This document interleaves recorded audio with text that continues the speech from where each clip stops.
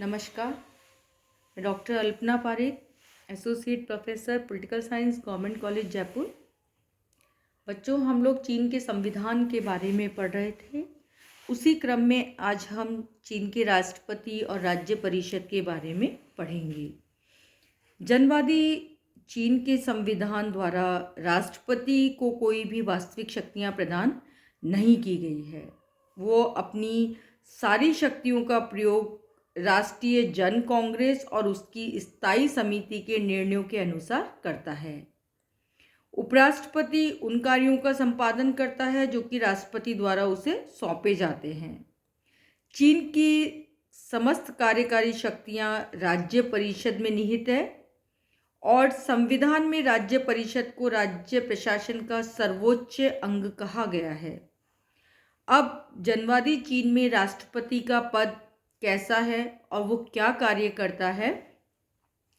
देखिए, 1954 में जो चीन का संविधान था उसमें राष्ट्रपति का पद, जिसे कि चीनी गणतंत्र में चेयरमैन कहा जाता है, इसका प्रावधान किया गया था।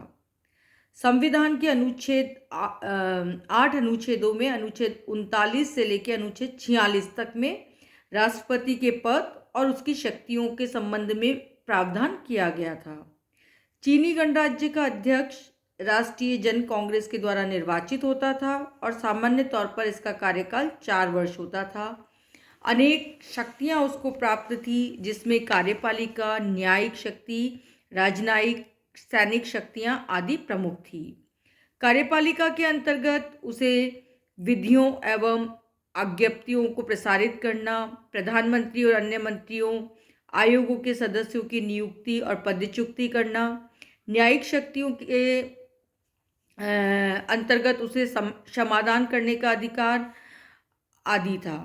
राजदूतों की नियुक्ति, उनकी वापसी, दूसरे देशों से आने वाले राजनीतिज्ञों दूतों का स्वागत, औपचारिक कार्य चीनी गणराज्य के अध्यक्ष की राजनयिक शक्तियों में सम्मिलित था। वह चीन की सेनाओं का सर्वोच्च अधिकारी भी था। 1975 के संविधान के अंतर्गत जनवादी चीन में राष्ट्रपति के पद को समाप्त कर दिया गया। संविधान राष्ट्रपति का उत्तराधिकारी कौन होगा, इसके विषय में भी मौन था। इसीलिए चाई एंड लाई और माओ त्से तुंग की मृत्यु के पश्चात चीन में सत्ता के लिए विभिन्न गुटों के मध्य संघर्ष तीव्र हो गया। 1978 के संविधान में भी राष्ट्रपति जैसा कोई भी पद निर्मित नहीं किया गया, किंतु चीन का जो नया संविधान है, अर्थात जिसे कि हम जनवादी चीन का नया संविधान 1982 के रूप में जानते हैं, इसके अंतर्गत राष्ट्रपति पद की पुनर्स्थापना की गई और स्थापना का ये लक्ष्य रखा गया कि चीन की आंतरिक व्यवस्था और अधिक मजबूत हो। इसके लिए आवश्यक है कि जो संस्थागत अस्थायित्व है ये दूर हो। नए संविधान के अंतर्गत अनुच्छेद 79 के अनुसार जनवादी चीन के राष्ट्रपति का निर्वाचन राष्ट्रीय जन कांग्रेस के द्वारा किया जाएगा। चीनी गणराज्य का कोई भी नागरिक जिसे मताधिकार प्राप्त है, जो चुनाव में उम्मीदवार होने की योग्यता रखता है, जिसकी उम्र 45 वर्ष है, राष्ट्रपति पद के लिए उम्मीदवार बन सकता है। राष्ट्रपति का कार्यकाल 5 वर्ष का होगा और कोई भी व्यक्ति अधिक से अधिक 2 कार्यकाल पूरे करेगा। इसकी शक्तियां और कार्यों की यदि हम बात करें तो 1982 के जो चीनी संविधान है, इसमें राष्ट्रपति के कुछ कार्यों का उल्लेख किया गया है, जैसे राष्ट्रपति जन कांग्रेस अथवा उसकी स्थायी समिति के आदेशानुसार विधियों और अध्यादेशों को प्रभावी करता है। दूसरा, प्रधानमंत्री, उप प्रधानमंत्री, मंत्रियों, आयोगों के प्रधानों और राज्य परिषद के महासचिव की नियुक्ति करता है। आवश्यकता पड़ने पर उन्हें पदच्युत भी करता है। ऑडिटर जनरल की नियुक्ति भी वही करता है और उसे पदच्युत करने का अधिकार भी उसी के पास है। तीसरा, राज्य द्वारा नागरिकों के सम्मानार्थ उपाधियां इत्यादि देने का कार्य भी इसका है। चौथा, सार्वजनिक क्षमादान करने की घोषणा राष्ट्रपति कर सकता है और व्यक्तिगत अपराधियों को भी क्षमादान कर सकता है। सैनिक कानून लागू कर सकता है, युद्ध की घोषणा कर सकता है और प्रतिरक्षा के लिए तैनात होने का आदेश भी राष्ट्रपति दे सकता है। उपयुक्त कार्यों को वो राष्ट्रीय जन कांग्रेस और तथा उसकी स्थायी समिति के आदेशों के अनुसार ही कर सकता है। संविधान के अनुच्छेद 81 के अनुसार राष्ट्रपति के कुछ अन्य कार्य भी हैं, जैसे चीनी गणराज्य के वैदेशिक संबंधों में राज्य का प्रतिनिधित्व करना, विदेशी राजनयिक प्रतिनिधियों का स्वागत करना, दूसरे देशों में चीन के राजनयिक प्रतिनिधियों की नियुक्ति करना, उन्हें वापस बुलाना, विदेशों से की गई संधियों और समझौते का पुष्टिकरण करना अथवा उन्हें चाहे तो रद्द करना। अब बात आती है कि राष्ट्रपति की स्थिति चीन में कैसी है। राष्ट्रपति के कार्यों को देखने से पता चलता है कि उसके अधिकांश कार्य औपचारिक हैं। वह इन कार्यों को राष्ट्रीय जन कांग्रेस अथवा उसकी स्थायी समिति के इच्छा अनुसार करता है। चीनी राष्ट्रपति की तुलना संसदीय राज्य के संवैधानिक प्रमुख से नहीं की जा सकती, क्योंकि वह राजनीतिक रूप से शक्तिशाली होते हुए भी कानूनी दृष्टि से राज्य का प्रमुख नहीं है। उससे उनकी तुलना अमेरिकी राष्ट्रपति से भी नहीं की जा सकती, क्योंकि वह कार्यपालिका शक्तियों का प्रयोग प्रधानमंत्री और राज्य परिषद के माध्यम से करता है। उसे राष्ट्रीय जन कांग्रेस द्वारा पारित विधेयकों पर निषेधाधिकार के प्रयोग का अधिकार नहीं है। अतः वैचारिक दृष्टि से देखा जाए तो वो परावलंबी और दुर्बल है, किंतु उसकी शक्ति जो है वो साम्यवादी दल पर निर्भर करती है।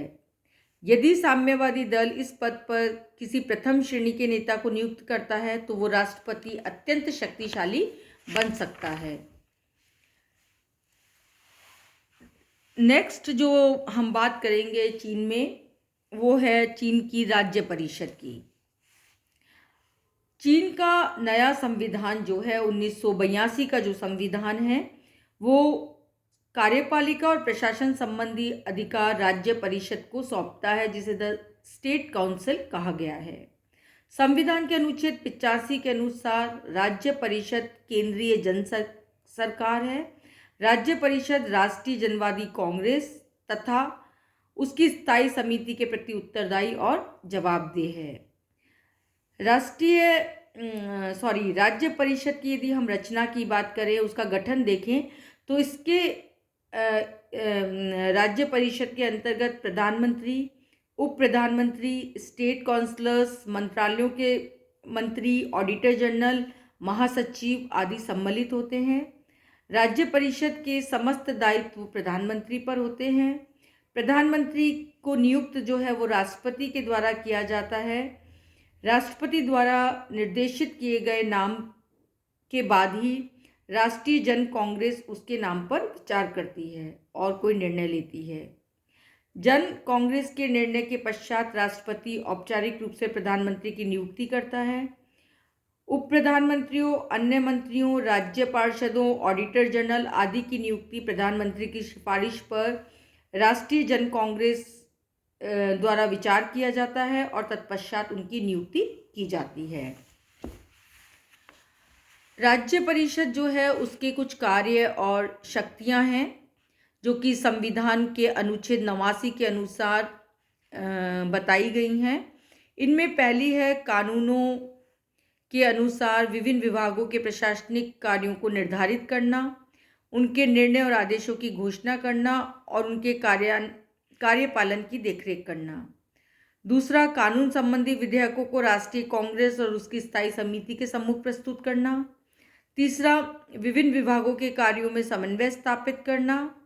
चौथा, मंत्रियों और समितियों के अध्यक्षों द्वारा जारी किए गए अनुपयुक्त निर्णयों और आदेशों में संशोधन करना अथवा उन्हें रद्द करना यदि वो आवश्यक समझे तो। पांचवा, स्थायी समितियों के अनुपयुक्त निर्णयों और आदेशों में संशोधन करना अथवा उन्हें रद्द करना। राष्ट्रीय आर्थिक योजनाओं और राष्ट्रीय बजट को लागू करना। विदेशी और घरेलू व्यापार पर नियंत्रण करना। सांस्कृतिक, शिक्षा संबंधी और सार्वजनिक स्वास्थ्य के कार्यों का संचालन करना, राष्ट्रीयताओं से संबंधित कार्य संचालन करना, विदेशों में रहने वाले चीनियों से संबंधित कार्यों का संचालन करना, राज्य के हित की रक्षा करना, सार्वजनिक व्यवस्था कायम रखना और नागरिक अधिकारों की रक्षा करना, वैदेशिक संबंधों का संचालन करना, सशस्त्र सेनाओं का निर्माण और संचालन करना, स्वशासित जिलों, तहसीलों, नगर पालिकाओं के पद और सीमाओं को स्वीकार करना, कानूनों द्वारा निर्धारित प्रक्रिया के अनुसार प्रबंधक अधिकारियों को नियुक्त करना और पदच्युत करना, राष्ट्रीय कांग्रेस अथवा उसकी स्थायी समिति द्वारा सौंपे गए अन्य कार्य करती है और उसके अधिकारों का उपयोग भी करती है। यदि हम राज्य परिषद की वास्तविक स्थिति को देखें तो राज्य परिषद कहने को तो जनवादी चीन की कार्यपालिका और राज्य का सर्वोच्च प्रशासनिक अंग है, लेकिन यदि इसकी तुलना हम भारत या ब्रिटेन के मंत्रिमंडलों से करें तो उसकी स्थिति थोड़ी सी कम दिखती है। ब्रिटेन में जब तक मंत्रिमंडल को लोक सदन में बहुमत का समर्थन होता है तब तक वह प्रशासन के संचालन और कानून निर्माण दोनों में महत्वपूर्ण शक्तियों का प्रयोग करता है। ब्रिटिश मंत्रिमंडल की तुलना में चीन की राज्य परिषद को अत्यंत ही सीमित शक्तियां प्राप्त हैं। राज्य परिषद की कमजोर स्थिति का प्रमुख कारण ये है कि राज्य परिषद पर साम्यवादी दल का पूरा नियंत्रण होता है और राज्य परिषद साम्यवादी दल द्वारा निर्धारित नीतियों के अनुसार ही शासन का संचालन करती है। कहने का तात्पर्य ये है कि प्रशासन पे संपूर्ण अधिकार साम्यवादी दल का होता है और साम्यवादी दल की इच्छा के अनुरूप ही राज्य परिषद अपने कार्यों को फलीभूत करती है। ऐसा कहा जाता है कि राज्य परिषद के सदस्यों में बार बार फेरबदल नहीं होता, इसीलिए डोक वारंट ने इसे प्रशासनिक नौकरशाही द्वारा आज्ञा देने वाला मुख्यालय मात्र कहा है। राज्य परिषद के अधिकांश सदस्य साम्यवादी दल के उच्च पदों पर होते हैं। साम्यवादी दल के वरिष्ठ सदस्य होने के कारण दलीय निर्देशों के अनुसार चलना आवश्यक होता है। अतः इस स्तर पर राज्य और दल में घनिष्ठ मिश्रण हो जाता है। तो राज्य परिषद जो है वो साम्यवादी दल के द्वारा संचालित किया जाने वाला प्रमुख प्रशासनिक निकाय मात्र कहा जा सकता है। अब अगले अध्याय में हम चीन की न्यायिक व्यवस्था के बारे में पढ़ेंगे। आज के लिए यही लेक्चर समाप्त होता है। धन्यवाद।